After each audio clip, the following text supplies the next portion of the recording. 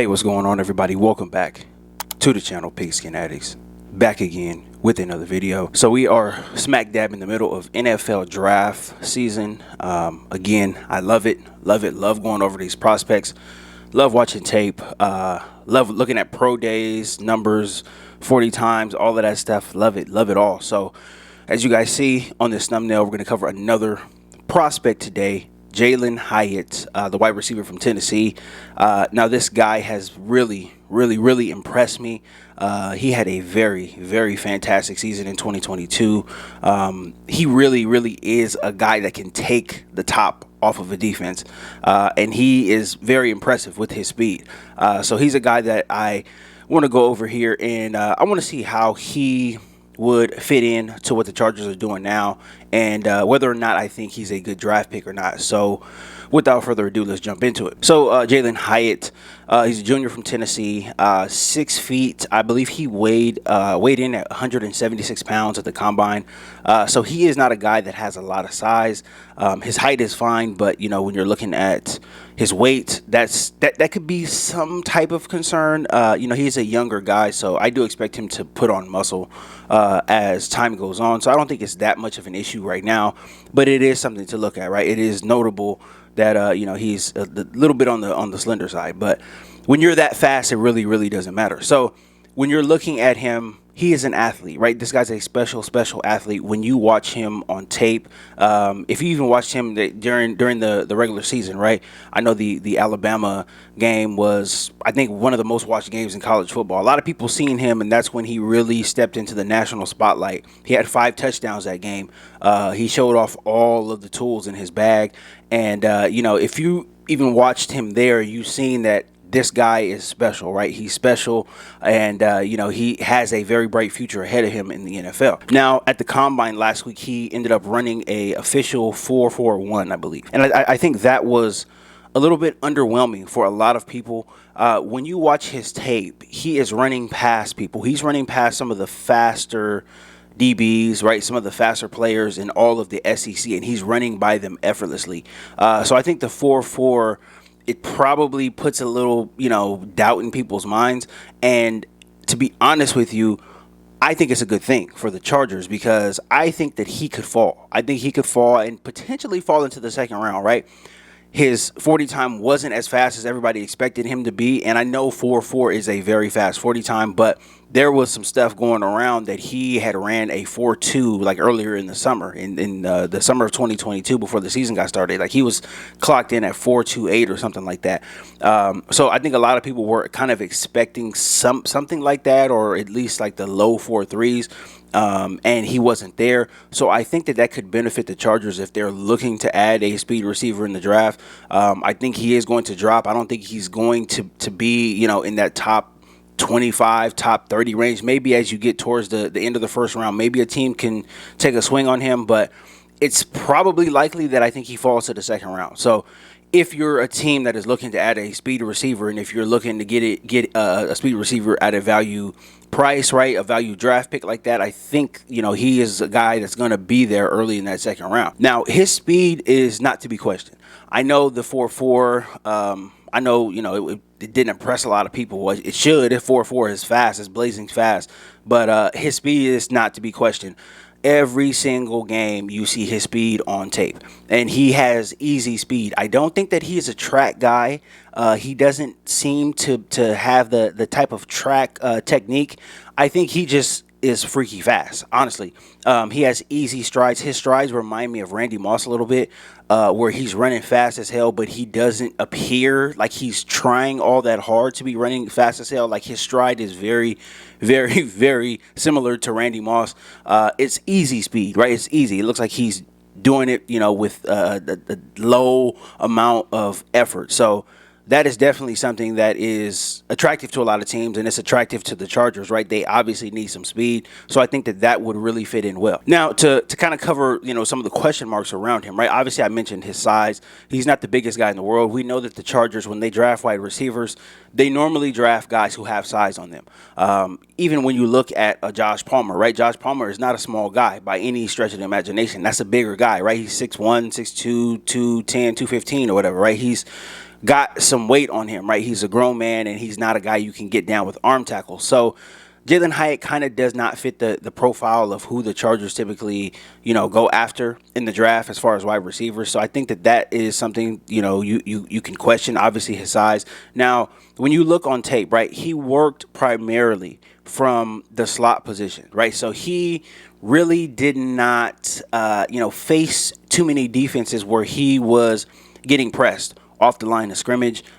He kind of had free releases to do whatever he wanted to do. And when you have speed like that, when you get a free release, right, obviously you're going to make plays down the field. And I think that's what a lot of his 2022 season was, right? He made a lot of plays down the field. He had free releases, and he was able to do whatever he wanted to do without being rerouted. So that would be something that he would have to definitely learn as far as the next level goes, right? Being able to play against, press man, right? Physical cornerbacks, physical safeties coming up, trying to reroute you, trying to get you off your mark, trying to throw off your timing with the quarterback. That's something that he will definitely have to learn. And just because he didn't really show any of it in college, it is a question mark at this point right now. So that's something that does have to be acknowledged as well, too. And I think one of the other things as well, too, I think this kind of combines his size and the position that he played, right, not being, challenged off the line of scrimmage. It's kind of the contested catch thing, right? How are you able to fare when it comes to contested catches? Because that's the one thing that we know in the NFL, right?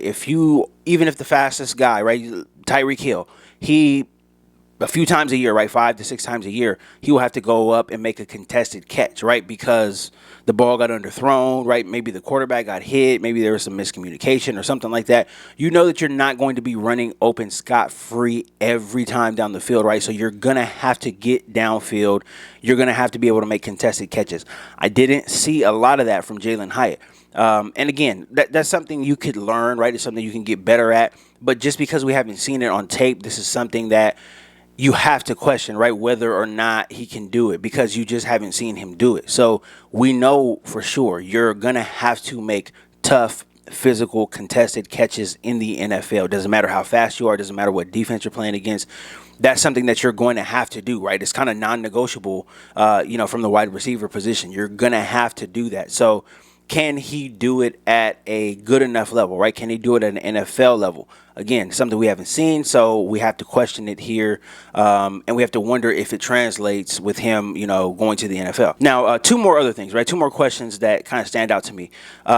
As far as him route running, right? His route running, is he okay running, the entire route tree? Because the Kellen Moore offense is a more complicated type of offense, right? You're gonna have to be able to run a lot of different routes, right?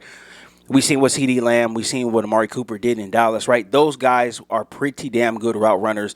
They had, big seasons, and, they were there for Dak Prescott, right? They were able to get open game after game.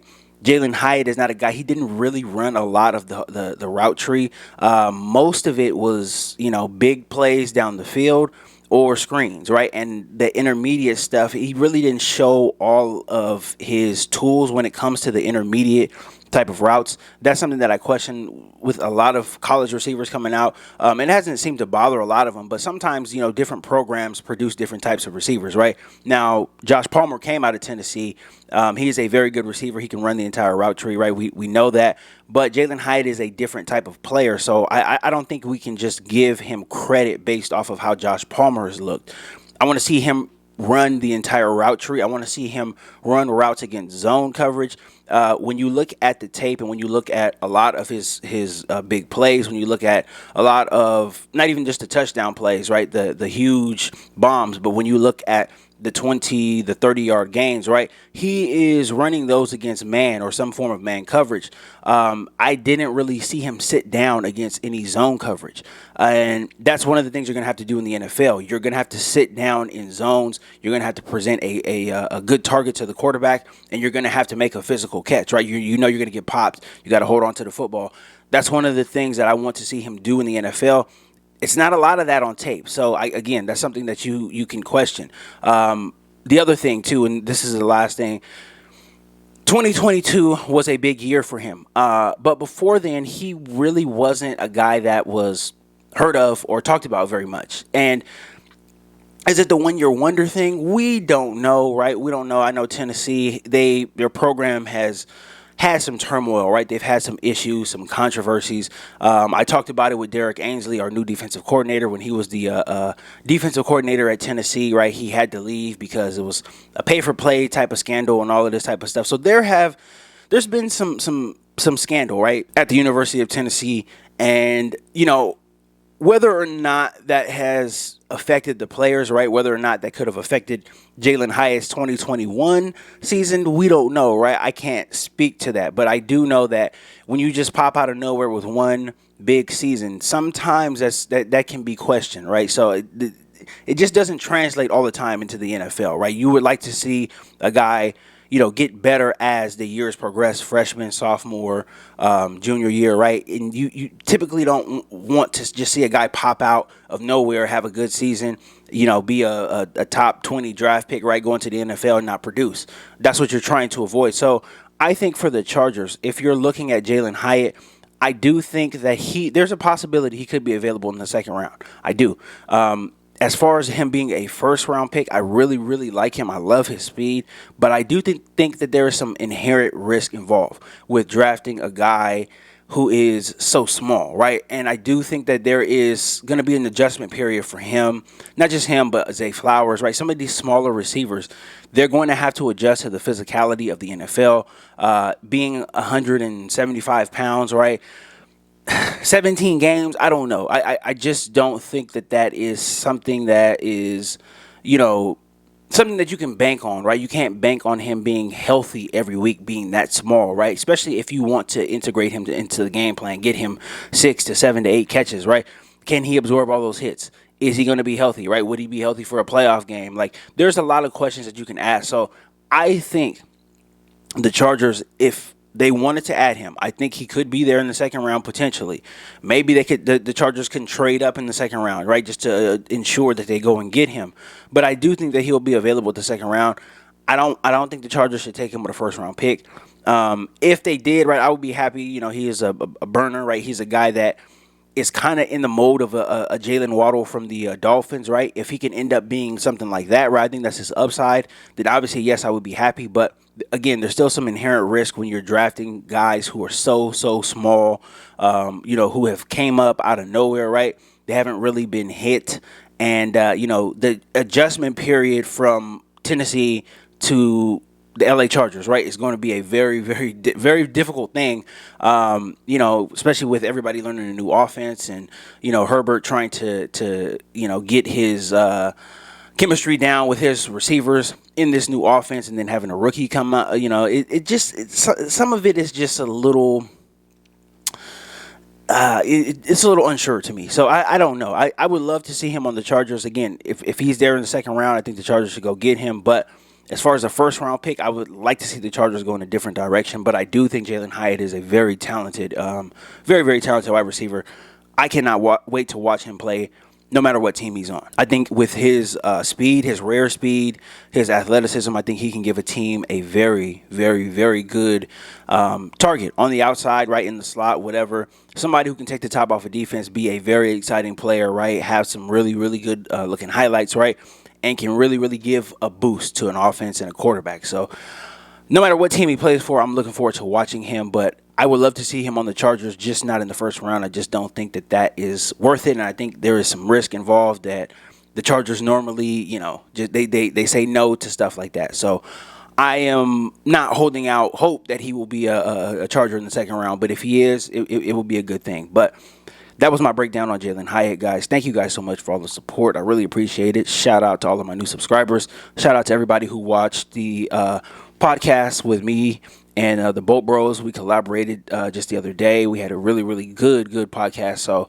hopefully you guys were able to check it out. I posted it here on my channel. It's posted on their channel as well, too. So, yeah, check it out if you guys haven't seen it. Really, really good. And I'll be collaborating with those guys pretty soon again. So that is all I got for this video. Thank you guys so much for all the support. Don't forget to smash that like button on your way out as well, too. And if you're not subscribed to the channel, please consider subscribing down below. I'll be back again tomorrow with more content. And until next time.